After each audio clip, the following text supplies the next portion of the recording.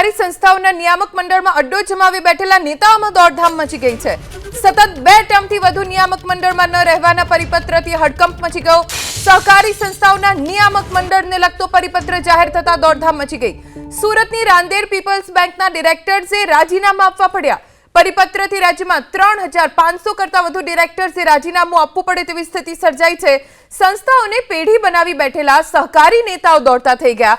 કેટલાક ડિરેક્ટર્સ રાજીનામા આપી પરિવારજનોને ડિરેક્ટર બનાવવાના ફિરાકમાં છે।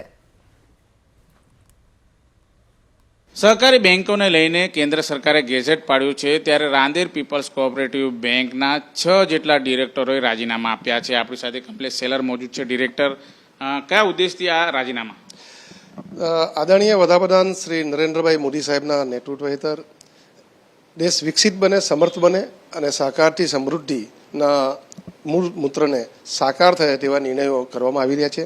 સહકાર મંત્રાલયનું ગઠન કરવું અને તેના અંતર્ગત સમાજમાં પરિવર્તનશીલ નિર્ણયો માટે, ક્રાંતિકારી નિર્ણયો માટેનો આ એક નિર્ણય છે। જે મિત્રોની 10 વર્ષથી સમય મર્યાદા રહી છે સહકારી બેન્કિંગ ક્ષેત્રે, તેવા મિત્રો હવે ફરીથી ઇલેક્શનમાં ભાગ નહીં લઈ શકશે। સમય મર્યાદા લાંબી હશે તો તેવાને રિઝર્વ બેંક ફારેક કરવાની બી નોટિસ આપી શકે છે।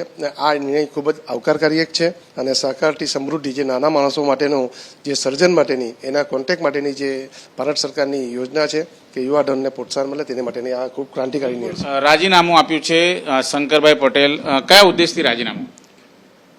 ઉદ્દેશમાં તો એક જ વસ્તુ છે કે માનનીય સરકારશ્રીના આદેશ પ્રમાણે અને રિઝર્વ બેંકના એના આદેશ પ્રમાણે કે જે પણ કોઓપરેટિવ બેંકોમાં ડિરેક્ટરો લાંબા સમયથી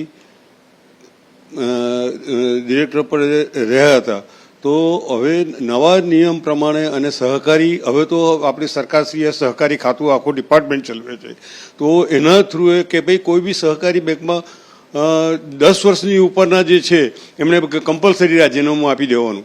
એટલે મને કમલેશભાઈ સાથે અમારી ચર્ચા થઈ કે આ પ્રમાણે માનનીય સરકારશ્રીનો અને આરબીઆઈનો એ આદેશ છે તો આપણે રાજીનામું આપવાનું। ત્યારે મેં પહેલાં કમલેશભાઈને કહ્યું કે ભાઈ આપો પહેલો નંબર રાજીનામું આપવામાં। ત્યાર પછી આમ કરતાં કરતાં અમારા 6 ડિરેક્ટરોએ રાજીનામા આપી દીધા। બિલકુલ જોઈ શકાય છે જે પ્રમાણે નવયુવાનોને તક મળે અને ખાસ કરીને કેન્દ્ર સરકારના ગેજેટને લઈને રાંદેર પીપલ્સ કોઓપરેટિવ બેંકના 6 જેટલા ડિરેક્ટરોએ રાજીનામા ધરી દીધા છે। કેમેરામેન રાકેશ પાનવાલા સાથે ધનરાજ બાગલે, એબીપી અસ્મિતા, સુરત।